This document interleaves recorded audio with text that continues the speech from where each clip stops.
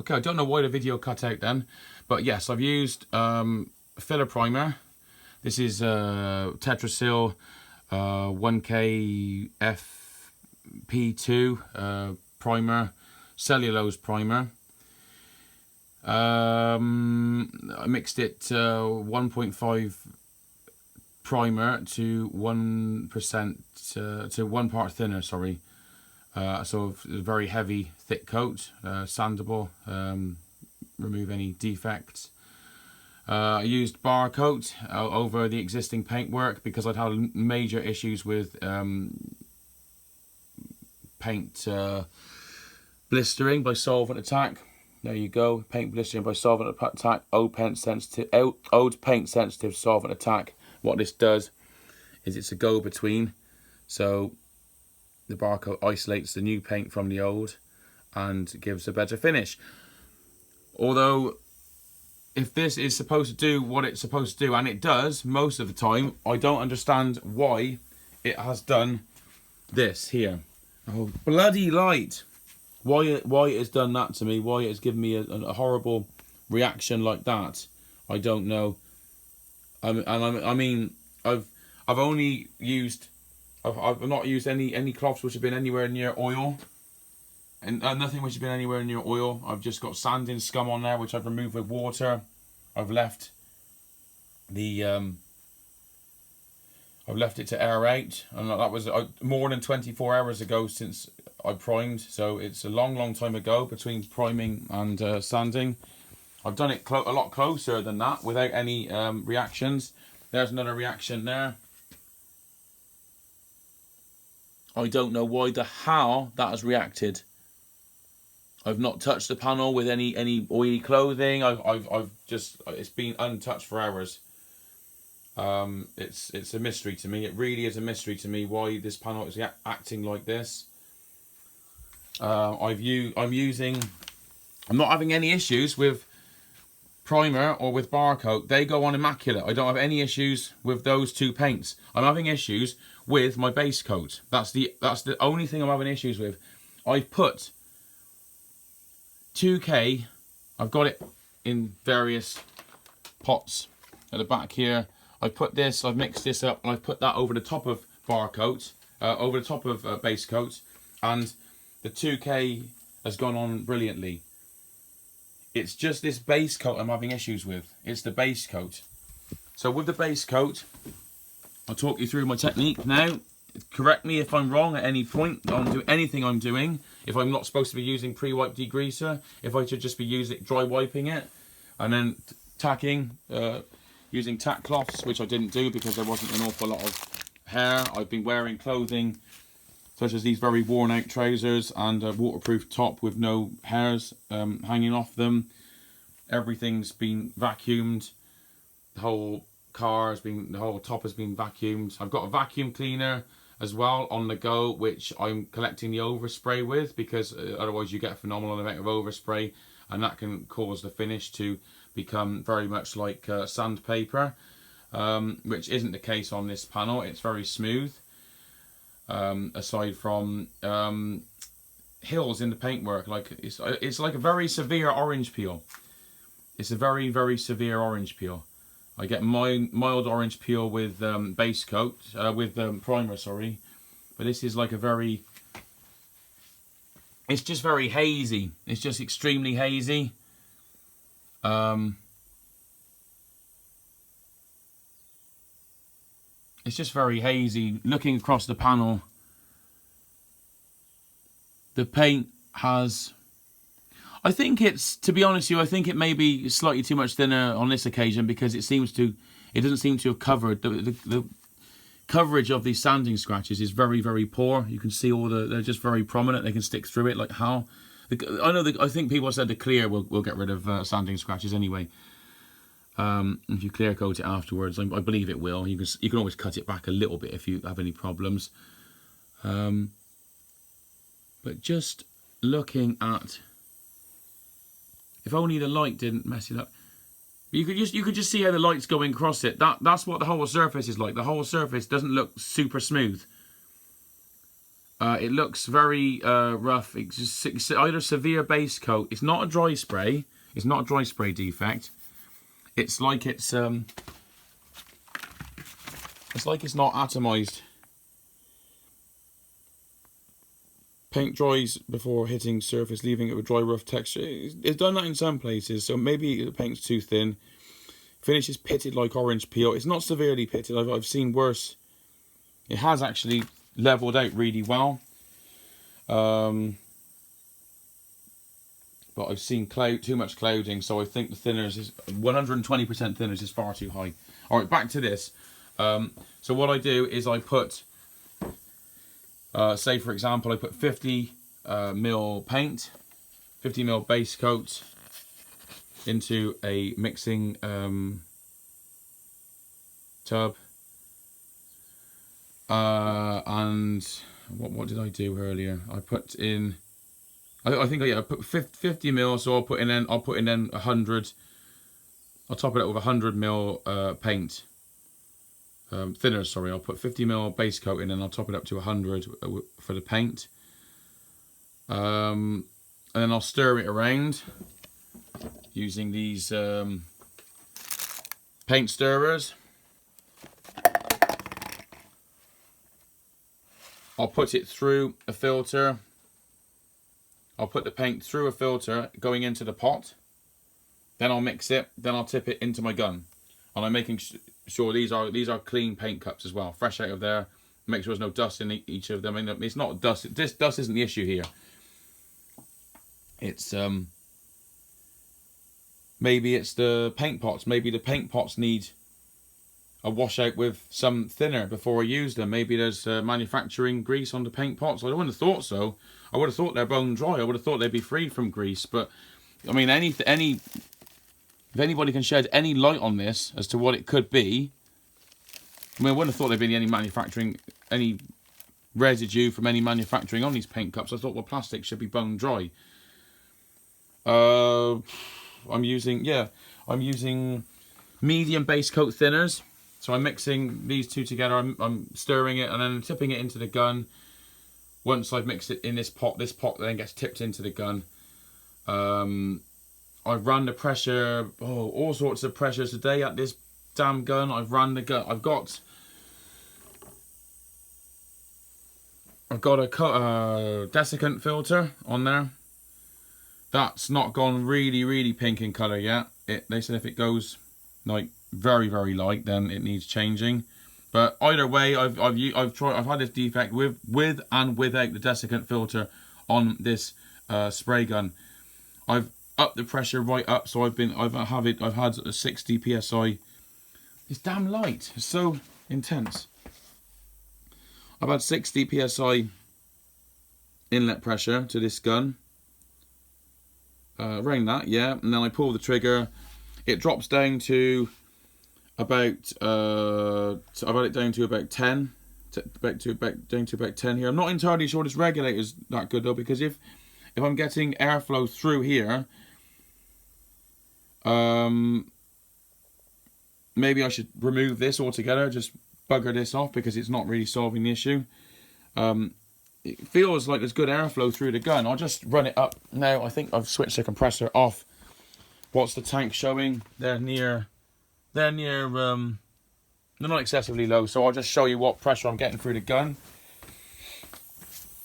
I mean, straight away, I'll just take the airline off. I mean, I've got a little bit of air. I've got a little bit of air leakage, as you can hear. A little bit. It's not excessive. I mean, then I've got 40 pounds square inch at the gun. Pull the trigger in, just let the air out.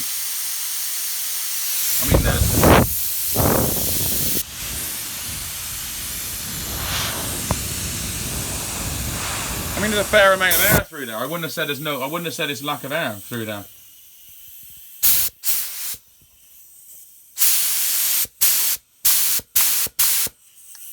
I wouldn't have said, maybe it is lack of air. Maybe I should have a lot more air.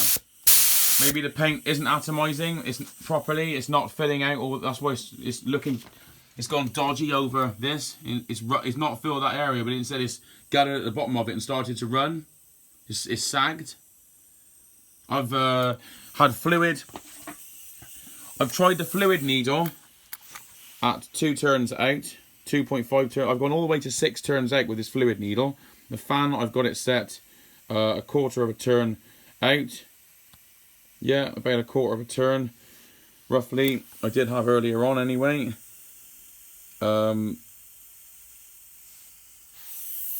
Yeah, I played around with everything today with this gun. I've sprayed at 45 psi inlet pressure. I've sprayed at 35 to about the same inlet pressure as I've got now, around 35 to 37. I've sprayed with slightly less inlet pressure. Just at my wit's end, really. I'm at my absolute wit's end. I don't know why this is happening only with the base coat. I mean, I've got several different spray guns. This one is a 1. I'm using, by the way, I'm using 1.4. I'm using a 1.4 for base coat. Maybe this is, I mean, it's metallic. It's Sapphire Black Metallic, BMW Sapphire Black Metallic. Maybe I need a wider tip to spray it. Maybe it's not passing through the gun quickly. If I pause the gun, I get very, very smooth coverage with the gun. But I end up with runs. That's the only time I can get smooth coverage, very, very smooth coverage, is if I pause it. Far too much paint's going onto the panel. So this one's very good for base. That's what I use for base coat, and I use that for clear because I haven't got a 1.3, so I use that instead. I've been using this cheap as chips 1.5 for bar coat. That sprays it through fine. And this did my primer brilliantly. The primer covered bar coat the other day. This is 2.2 mil. I've got about 2 turns out on the fluid there and about a quarter to a half a turn out on the fan. That was fantastic. That's a fantastic bit of kit. I mean, that's Sealy, so I would expect that the Clark one would be just the same quality to match. That's a Clark gun. This one's a no-make gun. This one's, I think it's the same specs as, oh, they're all going to fall because I haven't got a proper spray gun holder. I think this is the same specs as like a Silverline gun. This is that's conventional. This is conventional, and this is HVRP. I'm wondering whether, and I've wondered this all along, whether I'm not getting enough air delivery, enough cubic feet per minute. I know I'm getting PSI, but I may not be getting enough CFM down the gun, because I'm getting a really, really smooth, good coverage of paint when I begin. When I start off, if I'm spraying spots, when I first got this gun on the go with 100% thinner, I had it very, very smooth. It laid the base coat down very smoothly. Once I start moving the gun across the panel, then I get this pattern appear. This pattern where the paint's trying to meet the rest of the paint, but it's not doing it. So I'm wondering whether I should just bugger this gun off completely and switch to a LP gun. Now I'll talk a bit about my compressor. This is a 14.6 CFM compressor. I've looked into it online. It's a 100 litre compressor. Yeah, 14.6 CFM. It's SGS. 3 horsepower. I've read a bit into these compressors and the requirements. They say they're going to push out 14.6, but people say it's about 10 CFM instead, just with 10 to 11 CFM. Now, this gun only requires about 5 to 6 CFM. This Sealy only requires 5 to 6. This Clark requires 9.6 CFM. Yeah, that's the requirements. Oh, come here. Right, 9.6 CFM. 9.5 CFM, sorry. You can operate it anywhere, the operating pressure, anywhere between 20 to 43, which I've had 43, 45. I did back it up to about 60 the other earlier on because I was just trying any bloody which way I could to get a better finish. It's basically, the finish I'm getting is like this. It's like this. Like that up there. So, let's get the torch. Where's torch? Where's torch? It's this finish until you fill the panel out with paint. So it's this finish to begin with. It's pretty much, it's that finish.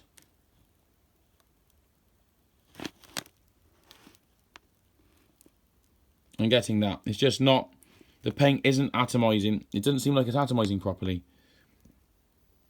It's not coming out to meet the rest of the paint. It just looks like a dust, a light dusting of paint. Maybe I should be laying down a dust coat first, which I thought I did anyway because it just looked very watery, that's all. I'm going to go back to 100% thinners, 1 part to 1 part. I think I've tried in the past 80% thinners as well, but I don't think I'll drop down as low as that. I mean, I'll try it. I will try 80% thinners. Maybe I need more paint and less thinner to get better coverage, especially with areas like this. I mean, maybe this is solvent reaction after I've gone over it too many times because there's thinners still drying out there. Maybe the thinners haven't dried out, so I'm getting solvent reaction because of that. Maybe it's nothing to do. I mean, the Basecoat should stop all solvent reactions, but if thinners are trapped there, and it could be that the next lot of paint's going on and it's causing a reaction. It's like this here. It looks perfectly clean. It's like something is in there. I wasn't even aware there was a scratch that deep on the panel, to be honest with you. But the paint is just full of what looks like thinner. It's like the thinner's remained in that. Oh, for God's sake, this light is getting on my damn nerves. It's just bizarre. It's absolutely bizarre. There can't have been any grease that entered that at all. And if there was, it would have been taken care of by the degreaser. So if that's a degreaser, that's supposed to, that is what I bought as panel wipe. So that should remove all grease from any deposits like this. So this should just be filling with paint. That should just fill with paint. Even if it's a scratch there, it should still fill with paint. It shouldn't remain yellow. That's what I'm struggling to get my head around. So, should I be using 80% thinners?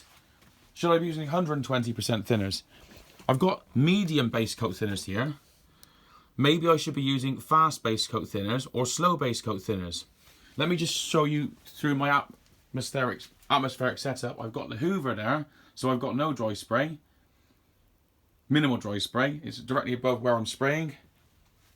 So it will be taking most of, and it does take most of the stuff out of the air. If you use spray cans, I get a massive amount of dry spray, but with spray guns, massive amount of overspray, but with spray guns, I'm not getting it. I have that infrared lamp. That's a 2,000 watts, I think, 2 kilowatts. I also have a hydrometer. It's not showing percentage humidity now. I don't know why it's not showing percentage humidity. It normally does, but either way, it's not a damp day today. It's not a cold, damp day. 17.8 degrees in here with floodlights in the garage. Got floodlights warming up the air, and this warms the. I have this 3 to 4 foot away from the panel. I do bring it a bit closer. I know you're not supposed to bring it any closer than 2 foot because you can cause boil, the solvent, the paint to boil. This is, I tend to spray when this is warmed the area. I mean, I'll put this right next to the panel so I know what the panel should be at as well. I know it's direct, the heat from here is directly going onto the panel more than the surrounding air. So that is reading air temperature. So I know if I've got heat pointed towards the panel will be hotter. I'm normally spraying when this is anywhere between 20 and 22 degrees centigrade. So that panel can't be an awful lot warmer. I did have dry spray the other day because I had this 2 foot away from the panel. I had this thermometer. It was showing near enough 30 degrees. And I thought it'd be fine. It's warm enough. I'm not going to get paint defects, but I ended up getting dry spray because the panel must have been too hot. This spray gun was whistling. I was running this spray gun whistling at times. But the dry spray was in certain areas. It wasn't all over the panel. It wasn't the entire panel covered in dry spray. It was just certain areas. I think there were certain areas the heat had got to more. In certain patches the heat had built up in more. And I would have dry spray. I'd have sort of dry spray on the side of here. I'd have dry spray in this area on top of the panel here. But I did cut the dry spray out with one of these quickly as soon as the paint had dried. So yeah, oh,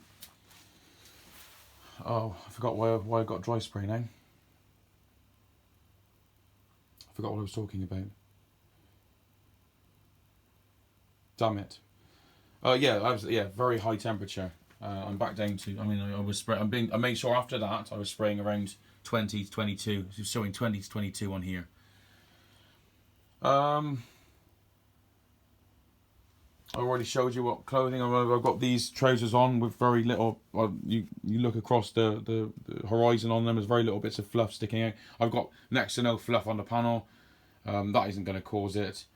I'm wondering whether I need to take the battery off the car. Perhaps maybe the chassis can't have any static going through it or something like. Maybe is that a cause? Do you have to ground your chassis? When you're spraying, is that cause some of these defects? Or you have to either ground the chassis or remove any voltage supply going through the chassis. I don't know. I mean, I've tried all sorts of different. There's my fan. I've had adjustments with the fan. I've tried bloody everything I can think of. You can see that I've adjusted the fan, so it's. That's what I'm getting. Is that if that's normal. But to get that, I'm having to hold the gun down for about 2 to 3 seconds. It's not instant like it is with the conventional guns. So I'm thinking maybe I should just ditch this supposed HVRP gun that Machine Mart say can run and Clark say can run at these requirements. Maybe I should just ditch this and go for something which requires only 7 to 6 to maybe 5 to 6 CFM instead, like the Sealy. The conventional ones. I'll show you what this specification for this is. Now this is, maybe I should just ditch the HVRP for the base coat and buy a conventional gun. Perhaps HVRP, perhaps that gun is not suitable for my compressor. Perhaps that gun requires an industrial compressor. I'm just wondering because I'm having not many issues with the 2 conventional guns. The paint's going on nice. The primer went on as smooth as anything. No orange peel, just a bit of poor coverage in places because I had issues with the dry spray with the bar coat. But I sanded it all back smooth. Sanded it all back lovely and smooth, apart from messing up the fact I didn't glide coat it. Now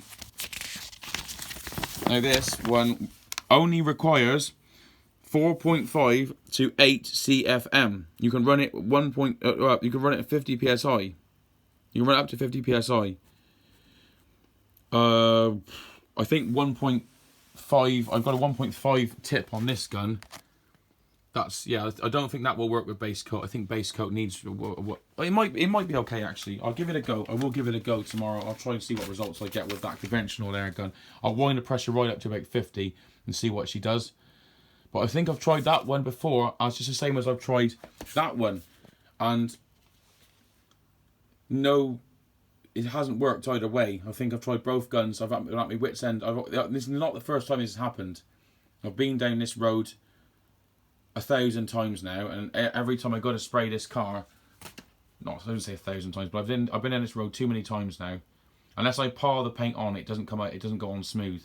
2K lacquer is absolutely brilliant, but it's just this base coat I'm having problems with. It's the base coat I'm having issues with. I don't know why.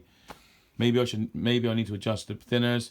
Maybe the base coat is not suitable over the top of the bar coat and that paint. Maybe I need to use different paints for this to work well over the top of it. Maybe cellulose and bar coat are not compatible with this base coat. But that bar coat should be. It shouldn't provide any issues. I'm really struggling to work out what's going on here. So if anyone can shed any light on anything I've said, I know it was very long-winded, but I can't get the point across in 5 minutes because I've covered every angle and there's too much to discuss. There's no way I could have covered this in 5 minutes. Okay,